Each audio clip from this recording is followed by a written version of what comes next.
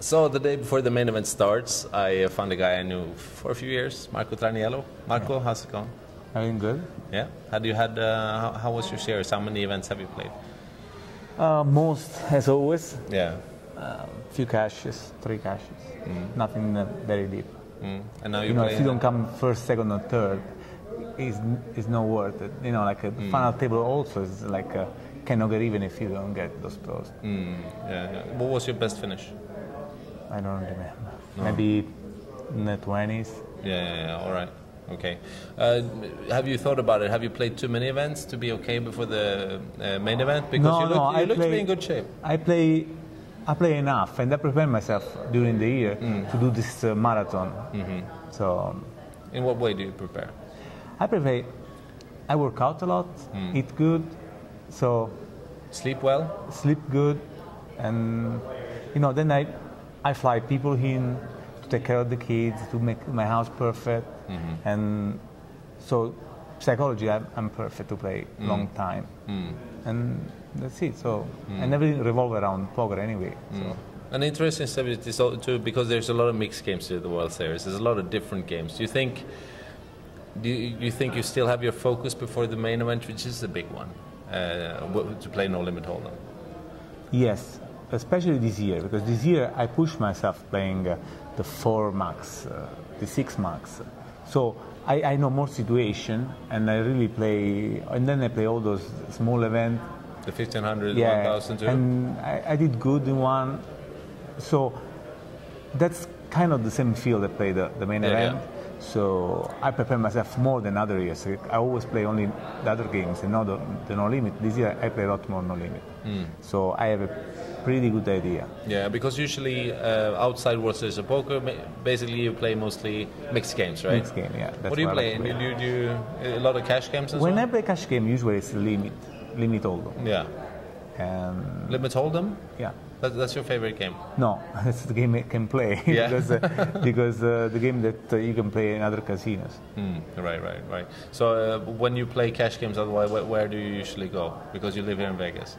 When I'm in Vegas, Bellagio is my #1 choice. And if there is friends in town, we want to go play at Red Rock, we go to Red Rock. Yeah, or otherwise, when I'm in Reno, I go to Peppermill or Atlantis. There are 2 casinos that have bigger games. Yeah, right. Because you moved out from Vegas. How long time ago is that now? In April was 1 year. Yeah, okay. But then we came back to Vegas for the action. Yeah. And we go there for just vacation. Yeah, but you still have that house outside. Yeah, Yeah, a little range. Yeah, is that a good move? Do you like to have it there? I love it. Is it? I wish I can stay there. Yeah? Why? Yeah. Why is it? It's like the dream house. You know, you go to sleep, you wake up in the morning, and there is snow everywhere. And the snow? kids are, yeah. Really? In Reno it's cold. Yeah.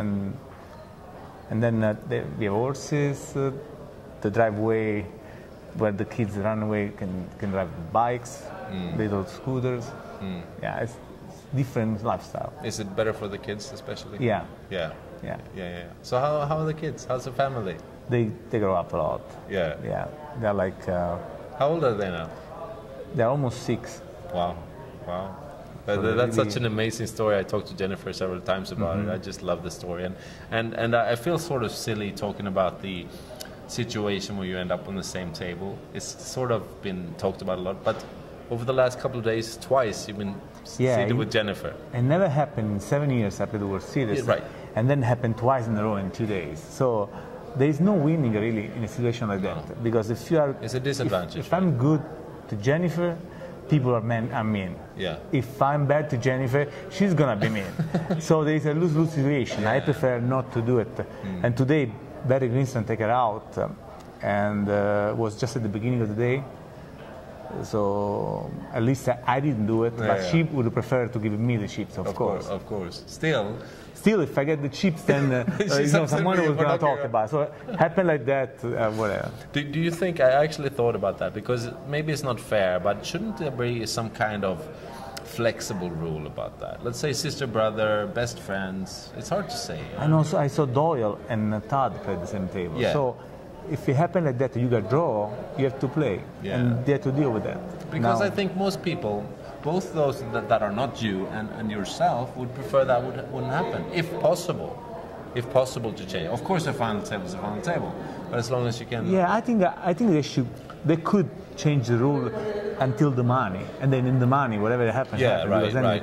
Is since it's bigger fields, then it's just not necessary. Okay. So you're playing this deuce to 7 single row. That's a pretty sick game, huh? I love it. You love it? It's one of my favorite games. It's just for me, it's out of the 10 games that we play in 10 game. That's the sickest game. What is good? What's nice about it? It's just the feeling of poker, the real poker. You know, the one that you have to really read the opponent and. When to bet, when to raise, when to stay packed with the deuces full. You know, if you have 3 deuces and 2 threes in your hand, and you play that hand, then you show it. You show, you can make nothing. Do you think that's out of all the games, that's the most psychological game? Because it's so you don't see anything. It is. It is, right? It is. Excellent. Yeah, I think it might grow as well, because a lot of other stud games and deuce to 7 triple draw has grown, but this is sort of the strangest of the all, I think. Yeah, because this really intimidate the tourists. So most of the field are all real players. Yeah. Okay, that's nice. I'm gonna let you go for dinner. Where are you having dinner tonight? Somewhere around. Yeah. All right. Good luck to you, Mark, and I hope we talk soon again. Okay. Ciao.